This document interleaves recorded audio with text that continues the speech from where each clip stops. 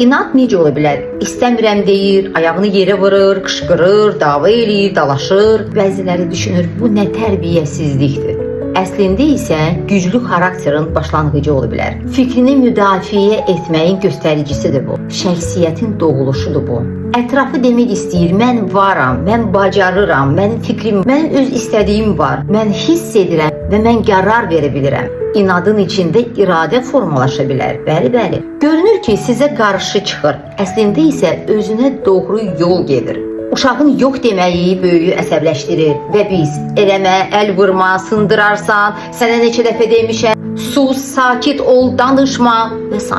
Həmin o anda uşağın içində görünməyən bir şey sınır. Axı o öz inadla özünə inanmağa çalışır, özünü axtarır və bəzən tapır. Yaxşı, bəs bu valideyn neyləsin? Bir, sakit olsun hər zaman. Uşağa hisslərini adlandırın. Sərhədləri izah edin. Göstərin ki, fikrinə hörmət edirsiniz, özünü isə qoruyursunuz. Çünki böyük sizsiz.